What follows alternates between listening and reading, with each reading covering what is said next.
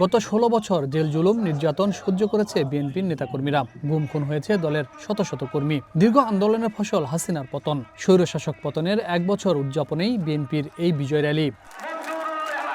সকাল থেকেই নেতাকর্মীরা জড়ো হন এই বিজয় উৎসবে। বিকেল গড়াতেই কানায় কানায় পূর্ণ নাইটেঙ্গেল, নয়াপল্টন থেকে কাকরাইল মোড়। নানা আয়োজনে বর্ণিল হয়ে ওঠে পুরো এলাকা।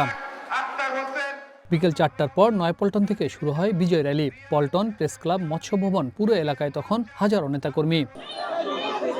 বিজয় র্যালিতে আসা নেতাকর্মীরা বলেন, স্বৈরাচার বিদায় হয়েছে, দেশে আর ফ্যাসিবাদ দেখতে চান না তারা। বলেন, এবার হবে গণতন্ত্রের বাংলাদেশ। আমাদের প্রধান উপদেষ্টা যে ঘোষণা দিয়েছেন একটা নির্বাচনের, ফেব্রুয়ারিতে নির্বাচনের ঘোষণা দিয়েছেন, আমরা অনেক আশাবাদী যে উনি আমার কথা রাখবেন। আমাদের প্রত্যাশা দেশ নায়ক তারেক রহমানের নেতৃত্বে একটি গণতান্ত্রিক বাংলাদেশ আমরা দেখতে চাই। আগামীতে এই দেশ হবে আমাদের ফ্যাসিবাদ মুক্ত দেশ। বিএনপি নেতারা অভিযোগ করে বলেন, নির্বাচন নিয়ে এখনো ষড়যন্ত্র চলছে। যারা নির্বাচনের বিরোধিতা করছে তারা বাংলাদেশের পক্ষের শক্তি নয়। এই বাংলাদেশ হবে এক নীতির বাংলাদেশ, সবার আগে বাংলাদেশ। আমাদের কোনো প্রভু থাকবে না বিদেশে, আমাদের বন্ধ থাকবে।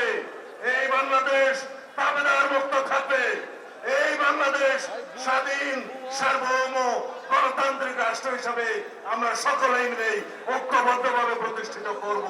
এই সফলতা ৩৬ দিনের অর্জন নয়, এই সফলতা সার্বিক ১৭ বছরের আন্দোলনের সেই সফলতা। অতি দ্রুত নির্বাচন কমিশন ৩ তারিখ ঠিক করে শিডিউল ঘোষণা করুক। এই ষড়যন্ত্র, এখানে কিন্তু ষড়যন্ত্র হচ্ছে যাতে করে নির্বাচন না হয় বা নির্বাচনকে বিলম্বিত করা যায়। তার জন্য আজকে স্বৈরাচারী, পতিত স্বৈরাচার এবং গণতন্ত্রের বিরুদ্ধ শক্তি তারা আজকে ষড়যন্ত্র করছে। বিএনপি মহাসচিব মির্জা ফখরুল ইসলাম আলমগীর বলেন, দ্রুত এই নির্বাচনের তারিখ ঘোষণা করবে নির্বাচন কমিশন। নির্বাচনের মাধ্যমে দেশে গণতন্ত্রের উত্তরণ ঘটবে বলেও প্রত্যাশা করেন তিনি। নির্বাচনের তারিখ ঘোষণা হবে খুব শিগগিরই।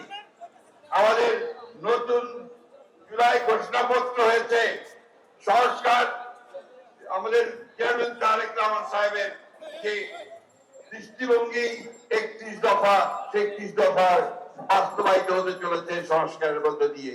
সাম্য ও ন্যায়ের ভিত্তিতে দেশ গড়ার বিষয়ে ঐক্যবদ্ধ বিএনপি, বলেন মহাসচিব। আজকে আমরা সেই শপথ গ্রহণ করি যে আমরা বাংলাদেশের সত্যিকার অর্থেই একটা সুখী সমৃদ্ধ বাংলাদেশ গড়ে তুলব। আমাদের দেশনেত্রী বেগম খালেদা জিয়ার যে আপসহীন নেতৃত্বের মধ্য দিয়ে যে গণতন্ত্রকে আমি রক্ষা করেছিলাম, আজকে আমাদের নেতা জনাব তারেক রহমানের নেতৃত্বে আমরা সেই গণতন্ত্রকে উদ্ধার করব, আমরা সমৃদ্ধ বাংলাদেশ নির্মাণ করব।